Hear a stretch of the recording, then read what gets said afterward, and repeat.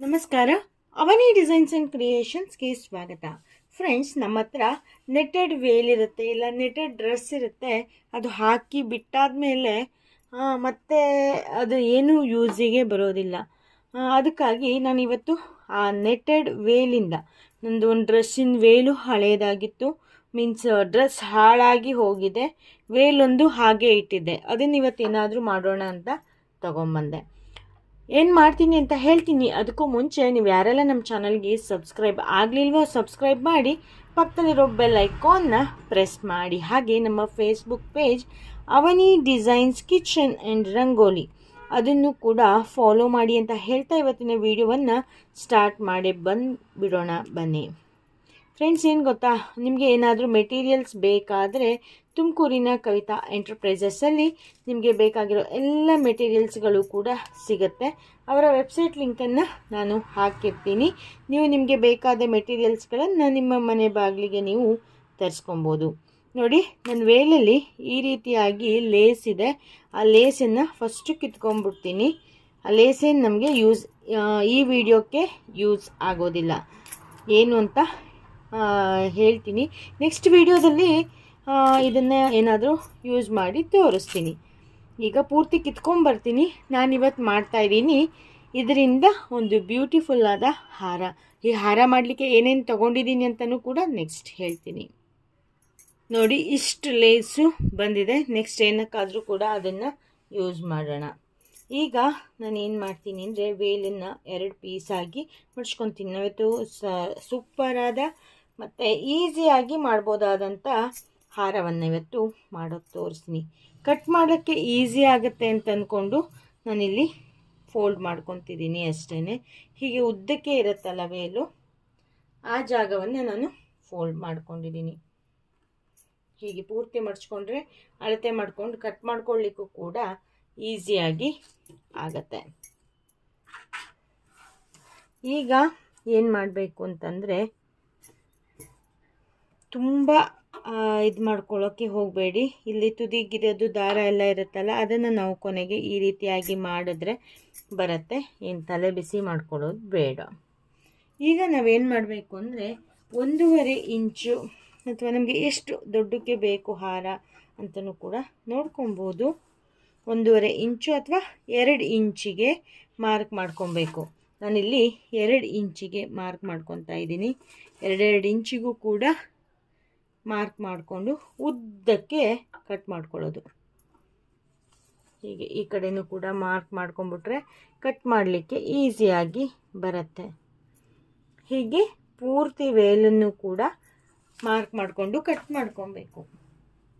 ನಿಮಗೆ ಸ್ಟ್ರೈಟಾಗಿ ಕಟ್ ಮಾಡಲಿಕ್ಕೆ ಏನಾದ್ರು ಇದಾಗುತ್ತೆ ಅಂತಂದರೆ ಹೀಗೆ ಸ್ಕೇಲನ್ನು ಇಟ್ಕೊಂಡು ಲೈನನ್ನು ಹಾಕ್ಕೊಂಬಿಡಿ, ಆವಾಗ ಈಸಿಯಾಗಿ ಬರುತ್ತೆ.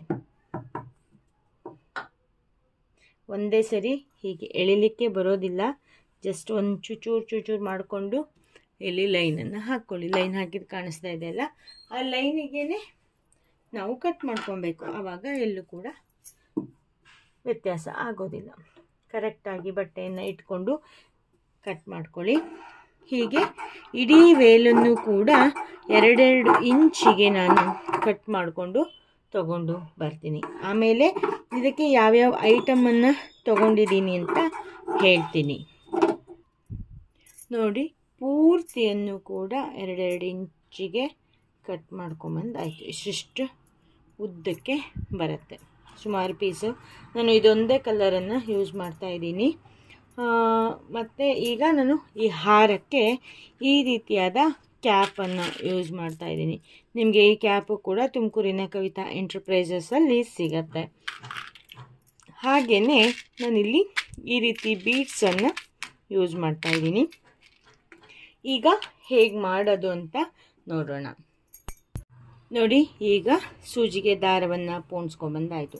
ಈಗ ಸ್ಟಾರ್ಟ್ ಮಾಡೋಕ್ಕೂ ಮುಂಚೆ ಇನ್ನೊಂದು ಕೆಲಸವನ್ನು ಮಾಡ್ಕೊಳ್ಳೋಣ. ಏನಕ್ಕಂದರೆ, ಇಷ್ಟು ಉದ್ದ ಇರೋದಕ್ಕಿಂತ ಆ ವೇಲಿನ ಮಧ್ಯಕ್ಕೆ ನಾವೀಗ ಉದ್ದುದ್ದ ಕಟ್ ಮಾಡ್ಕೊಂಡಿದ್ವಲ್ಲ, ಅಲ್ಲಿ 2 ಪೀಸನ್ನು ಮಾಡ್ಕೊಳ್ಳೋಣ. ಒಂದೇ ಪೀಸ್ ಉದ್ದ ಇರೋದಕ್ಕಿಂತ 2 ಪೀಸನ್ನು ನಾವಿಲ್ಲಿ ಮಾಡ್ಕೊಳ್ಳೋಣ. ನೋಡಿ, ಈ ರೀತಿಯಾಗಿ 2 ಪೀಸ್ ಮಾಡಿಕೊಂಡ್ರೆ ಚೆನ್ನಾಗೆ ಆಗುತ್ತೆ. ಈಗ ಇದಿಷ್ಟನ್ನು ಕೂಡ ಇದೇ ರೀತಿಯಾಗಿ ಮಾಡಿಕೊಂಡು ಬರ್ತೀನಿ. ಈಗ ಇಷ್ಟು ಪೀಸು ಕೂಡ ಆಯಿತು. ಈಗ ಹಾರವನ್ನು ಹೇಗೆ ಮಾಡೋದು ಅಂತ ನೋಡೋಣ. ಈ 2 ರೀತಿಯಾದ ಬೀಡ್ಸನ್ನು ಇಲ್ಲಿಟ್ಕೋಬೇಕು.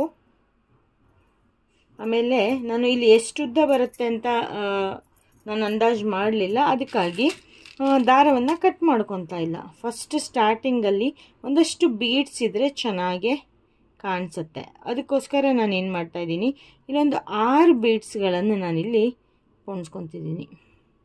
ಬೇಕಾದ್ರೆ ನೀವು ಜಾಸ್ತಿ ಬೇಕಾದ್ರೂ ಬಿಡಿಸ್ಕೊಬೋದು, ಇಲ್ಲಾಂದರೆ ಬೀಡ್ಸನ್ನು ಪೋಣಿಸ್ಕೊಬೋದು, ಇಲ್ಲ ಅಂತಂದರೆ 5ಕ್ಕೂ ನಿಲ್ಲಿಸ್ಬೋದು, ಇಲ್ಲ ಪೋಣಿಸದೇ ಬೇಕಾದರೂ ಕೂಡ ಇರ್ಬೋದು. ಹಾಗೆ ಏನು ಮಾಡಬೇಕು ಅಂತಂದರೆ ಇದಿಷ್ಟು ಆದಮೇಲೆ ಮೇಲ್ಮುಖವಾಗಿ ಒಂದು ಕ್ಯಾಪನ್ನು ಹಾಕ್ಕೋಬೇಕು. ತುಂಬ ಸಿಂಪಲ್ ಅನಿಸುತ್ತೆ, ಬಟ್ ತುಂಬ ಚೆನ್ನಾಗಿ ಕಾಣಿಸುತ್ತೆ. ನೋಡಿ, ಈ ರೀತಿಯಾಗಿ ಹಾಕ್ಕೊಬೇಕು. ಆ ನಂತರ ಏನು ಮಾಡಬೇಕು ಅಂದರೆ ಈ ಮಧ್ಯೆ ಮಧ್ಯೆ ಎಲ್ಲ ಕಟ್ ಮಾಡಿರ್ತೀವಲ್ಲ ಆ ಪೀಸ್ಗಳನ್ನು ತಗೋಬೇಕು. ನೆಟ್ ಬಟ್ಟೆ ತೊಗೊಂಡ್ರೆ ಒಂದು ಬೆನಿಫಿಟ್ ಏನಪ್ಪ ಅಂತ ಅಂದರೆ ಆ ಕಡೆ ಈ ಕಡೆ ಸುಡೋದು ಬೇಕಾಗೋದಿಲ್ಲ.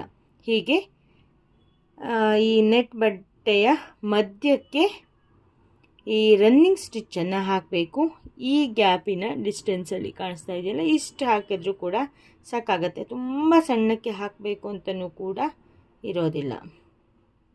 ಹೀಗೆ ತುದಿವರೆಗೂ ಹಾಕ್ಕೊಬೇಕು.